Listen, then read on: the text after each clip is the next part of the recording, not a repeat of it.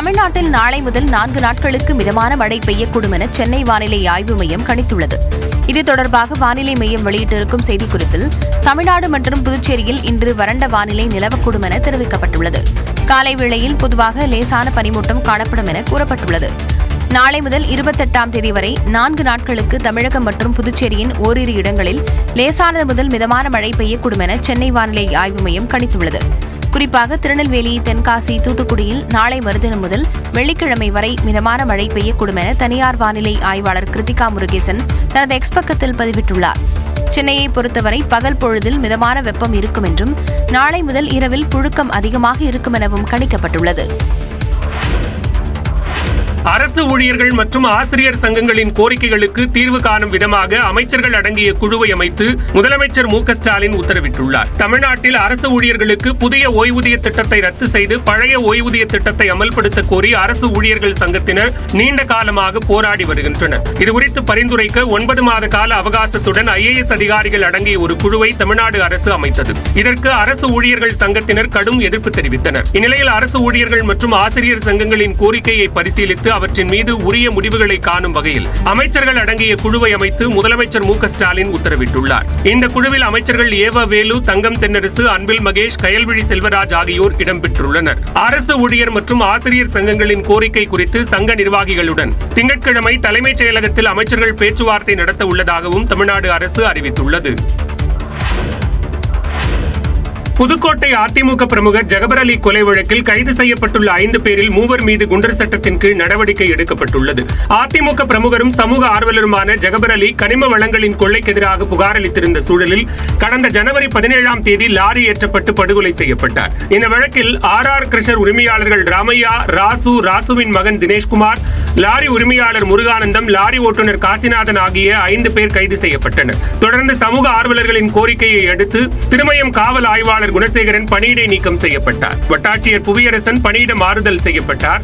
இந்த வழக்கில் கைதானவர்கள் தரப்பில் 2 முறை நீதிமன்றத்தில் பிணை கேட்டு மனு தாக்கல் செய்யப்பட்ட நிலையில் ஜாமீன் மனுக்கள் தள்ளுபடி செய்யப்பட்டன. இந்நிலையில் கிருஷர் உரிமையாளர்கள் ராமையா, ராசு, லாரி உரிமையாளர் முருகானந்தம் ஆகிய 3 பேர் மீதும் குண்டர் சட்டத்தின் கீழ் வழக்கு பதிய மாவட்ட ஆட்சியர் உத்தரவிட்டதன் அடிப்படையில் CBCID போலீசார் குண்டர் சட்டத்தில் வழக்கு பதிவு செய்துள்ளனர்.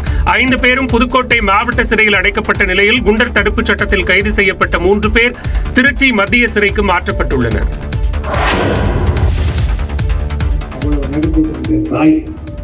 எல்லாத்தையும் இழந்து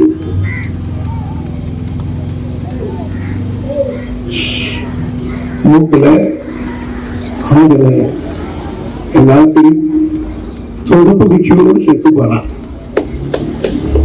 அவருக்கு பிறந்தவனா மின்சார கட்டணம் செலுத்த முடியாத வறுமையின் கோரப்பிடியில் தன்னுடைய தாயின் கடைசி நொடி மரண வேதனையை கண்கலங்கி அமைச்சர் துரைமுருகன் வெளிப்படுத்திய காட்சிகள்தான் இவை. ராணிப்பேட்டை மாவட்டம் கொண்டக்குப்பம், மருதம்பாக்கம், முகுந்தராயபுரம் ஆகிய ஊராட்சிகளில் முடிவுற்ற 2 கோடி ரூபாய் மதிப்பிலான திட்டப் பணிகளை நீர்வளத்துறை அமைச்சர் துரைமுருகன் பொதுமக்கள் பயன்பாட்டிற்கு திறந்து வைத்தார். இந்த நிகழ்ச்சியில் பேசியவர் தான் அமைச்சராக இருந்த போது விவசாயிகளுக்கு இலவச மின்சாரம் வழங்கப்பட்டதை நினைவு கூர்ந்தார். எத்தனை ஆயிரங்கள் யூனிட் அவர் செலவு பண்ணாலும் இனிமேல் 1 ரூபாயும் கட்ட தேவையில்லை அப்படின்னு உத்தரவு போட்டிருக்கார். அந்த உத்தரவை நான் போட்டேன். இந்த நிகழ்ச்சியில் அரக்கோணம் நாடாளுமன்ற உறுப்பினர் ஜெகத் ரட்சகன், MLA நந்தகுமார், மாவட்ட ஆட்சியர் சந்திரகலா மற்றும் அரசு அதிகாரிகள் கலந்து கொண்டனர்.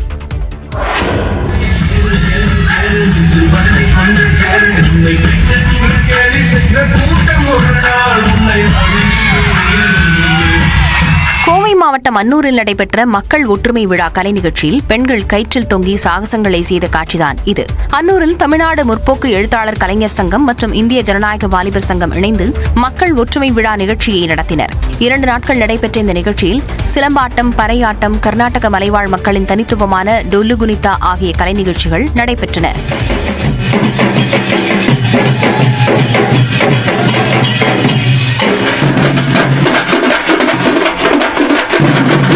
வீரத்தை பறைசாற்றும் மல்லர் கம்பம் நிகழ்ச்சியில் பெண்கள் கயிற்றில் தொங்கியபடி சாகசங்களை செய்தது அனைவரையும் வியப்பில் ஆழ்த்தியது. பாரம்பரிய கிராமிய கலைகளின் சங்கமமாக அமைந்த இந்த மக்கள் ஒற்றுமை விழாவினை அன்னூர் மற்றும் அதன் சுற்றுவட்டார கிராமங்களைச் சேர்ந்த மக்கள் கண்டு ரசித்தனர்.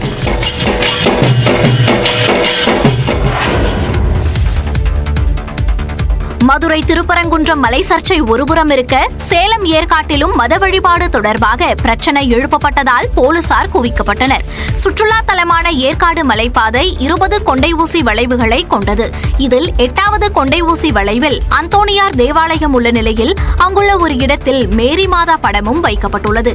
ஏற்காடு செல்வோர் மதபேதமின்றி இங்கு மெழுகுவர்த்தி ஏந்தி வழிபாடு நடத்தி செல்வது வழக்கம். இந்த நிலையில் இந்த வழிபாட்டு தலத்தை அகற்றுவதற்காக இந்து முன்னணியின் சேலம் கோட்ட தலைவர் சந்தோஷ்குமார் செல்லவிருப்பதாக சமூக வலைதளங்களில் செய்தி பரவியது.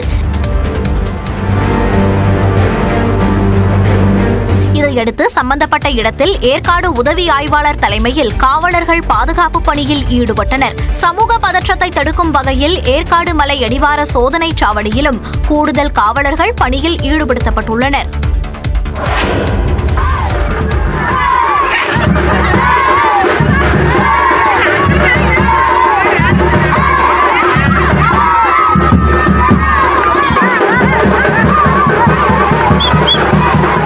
மாவட்டம் ராசிபுரம் அருகே பெல்ஜியம் நாட்டைச் சேர்ந்த கல்லூரி மாணவர்கள் சிறுவர்களுடன் உற்சாகமாக நடனமாடும் காட்சிகள்தான் இவை. நாமக்கல் மாவட்டம் ராசிபுரம் அருகே அத்தனூர் பகுதியில் 9 ஏழை குடும்பங்களுக்கு பெல்ஜியம் நாட்டைச் சேர்ந்த கல்லூரி மாணவர்கள் இலவசமாக வீடுகளை கட்ட நிதி வழங்கியுள்ளனர். கல்லூரி மாணவர்களின் ப்ராஜெக்ட் பணிக்காக இந்த வீடுகள் இலவசமாக கட்டப்பட்டு வருவதாக கூறப்படும் நிலையில் அதனை பார்வையிட கல்லூரி மாணவர்கள் அத்தனூருக்கு வந்துள்ளனர். அவர்களுக்கு நன்றி தெரிவிக்கும் விதமாக கிராம மக்கள் ஆரத்தி எடுத்து மேளதாளங்கள் முழங்க கிராமத்தை சுற்றி அழைத்து வந்து வரவேற்பளித்தனர்.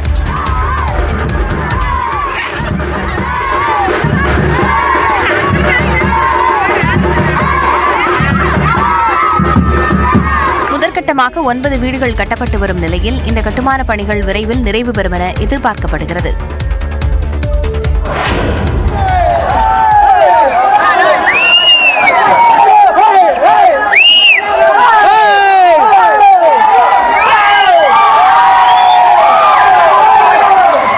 மாவட்டம் வெள்ளியங்கிரி மலை கோயிலில் உள்ள தற்காலிக அன்னதான மண்டபத்தை உடைத்து ஆக்ரோஷமாக வெளியேறும் யானையின் காட்சி இது.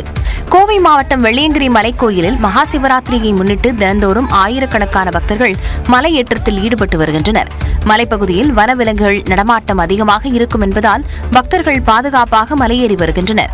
இந்நிலையில் கோயில் அருகே தனிநபர்கள் அமைத்த தற்காலிக அன்னதான கூடத்திற்குள் புகுந்த ஒற்றை யானை அங்குள்ள பொருட்களை சேதப்படுத்தியது.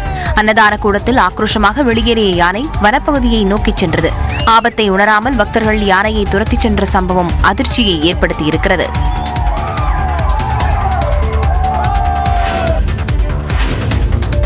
நாடு முழுவதும் சுமார் 10 கோடி விவசாயிகளுக்கு 19வது தவணையாக 2000 ரூபாய் உதவித்தொகையை பிரதமர் நரேந்திர மோடி இன்று விடுவிக்கிறார். பிரதமரின் கிசான் சம்மான் நிதி என்ற திட்டத்தை கடந்த 2019ஆம் ஆண்டு பிப்ரவரி மாதம் பிரதமர் மோடி தொடங்கி வைத்தார். இதன்படி நாடு முழுவதும் உள்ள சிறு விவசாயிகளுக்கு ஆண்டுதோறும் 6000 ரூபாய் நிதி உதவி வழங்கப்படுகிறது. 4 மாதங்களுக்கு ஒருமுறை 2000 ரூபாய் வீதம் 3 தவணைகளாக இந்த தொகை பயனாளிகளின் வங்கிக் கணக்கில் வரவு வைக்கப்படுகிறது. இதுவரை 18 தவணைகள் வழங்கப்பட்டுள்ள நிலையில் 19வது தவணையாக 2000 ரூபாய் உதவித்தொகையை பிரதமர் மோடி இன்று விடுவிக்கிறார். பீகார் மாநிலம் பாகல்பூரில் நடைபெறும் விழாவில் பங்கேற்கும் பிரதமர் மோடி 9 கோடியே 80 லட்சம் விவசாயிகளுக்கு 22,000 கோடி ரூபாய் நிதியை விடுவிக்க உள்ளார். 18வது தவணையாக 9 கோடி 60 லட்சம் விவசாயிகளுக்கு நிதி உதவி வழங்கப்பட்ட நிலையில் இந்த முறை கூடுதலாக 20,000 விவசாயிகளுக்கு நிதி உதவி வழங்கப்பட உள்ளதாக மத்திய வேளாண் துறை அமைச்சர் சிவராஜ் சிங் சௌகான் தெரிவித்துள்ளார். இதுவரை இத்திட்டத்தின் கீழ் 3,46,000 கோடி ரூபாய் விடுவிக்கப்பட்டுள்ளது. தெலங்கானாவில் சுரங்க விபத்தில் சிக்கிய 8 தொழிலாளர்களை உயிரோடு மீட்க வாய்ப்புகள் குறைவு என அம்மாநில அமைச்சர் ஜே கிருஷ்ணராவ் தெரிவித்துள்ளார். தெலங்கானாவின் நாகர் கர்னூல் மாவட்டத்தில் உள்ள ஸ்ரீசைலம் அணையிலிருந்து தேவரகொண்டாவுக்கு சுரங்கம் அமைத்து தண்ணீர் எடுத்துச் செல்லும் திட்டத்தின் பணிகள் கடந்த 5 ஆண்டுகளாக நடைபெற்று வருகிறது. சுரங்கத்திற்குள் 50க்கும் மேற்பட்ட தொழிலாளர்கள் பணியில் இருந்தபோது வெளிப்புறத்திலிருந்து 14வது கிலோமீட்டரில் தோமலபெண்டா என்ற பகுதியில் சுரங்கத்தின் மேற்கூரை சரிந்து விபத்துக்குள்ளானது. சுரங்க விபத்தில் சிக்கிய பலரும் நல்வாய்ப்பாக மீட்கப்பட்ட நிலையில் 2 பொறியாளர்கள் 6 தொழிலாளர்கள் என 8 பேரை மீட்க முடியாத நிலை ஏற்பட்டது.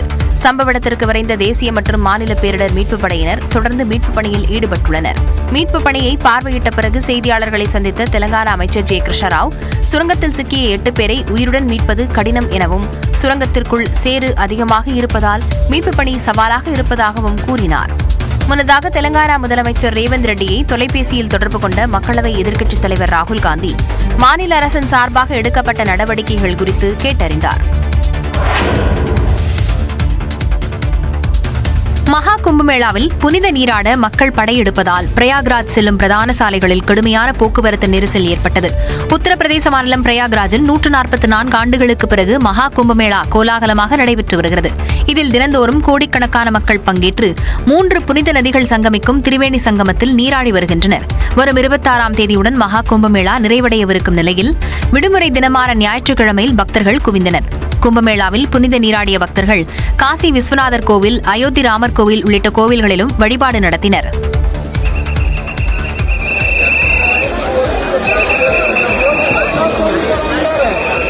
பிரயாக்ராஜ் செல்லும் பிரதான சாலைகளில் கடுமையான போக்குவரத்து நெரிசல் ஏற்பட்டது.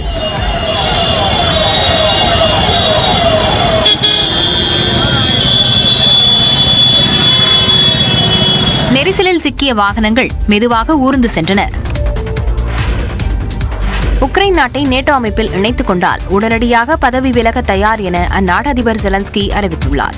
நேட்டோ அமைப்பில் உக்ரைன் இணைவதை எதிர்த்து கடந்த 2022ஆம் ஆண்டு பிப்ரவரி மாதம் போர் தொடுத்த ரஷ்யா தொடர் தாக்குதலில் ஈடுபட்டு வருகிறது. அமெரிக்க அதிபராக ட்ரம்ப் பதவியேற்ற பின்னர் ரஷ்யா உக்ரைன் போரை நிறுத்த தீவிர முயற்சி மேற்கொண்டு வருகிறார். இதன் ஒரு பகுதியாக சவுதி அரேபியாவில் அமெரிக்க ரஷ்ய அதிகாரிகள் பேச்சுவார்த்தை நடத்தினர்.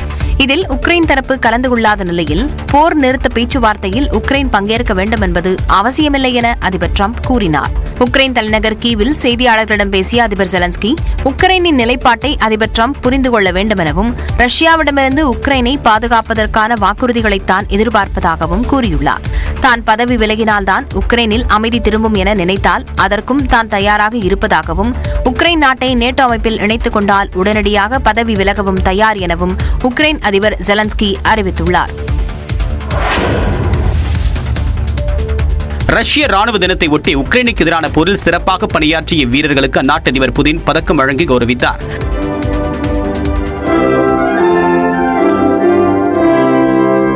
ரஷ்ய ராணுவ தினம் நாடு முழுவதுமாக ஞாயிற்றுக்கிழமை அனுசரிக்கப்பட்டது. இதற்காக அரசு சார்பில் பல்வேறு நிகழ்வுகளுக்கு ஏற்பாடு செய்யப்பட்டிருந்தது. அதன் ஒரு பகுதியாக சிப்பாய் கல்லறைக்கு சென்ற அதிபர் புதின் போரில் வீர மரணமடைந்த வீரர்களுக்கு மலர் வளையம் வைத்து அஞ்சலி செலுத்தினார்.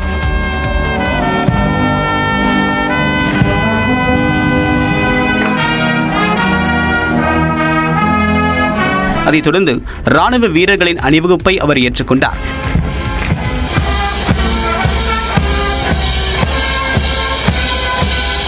நிறைவாக ராணுவ அதிகாரிகள் மத்தியில் பேசிய புதின் ராணுவ வீரர்களின் பங்களிப்பை எண்ணி நாடு பெருமிதம் கொள்வதாக கூறினார்.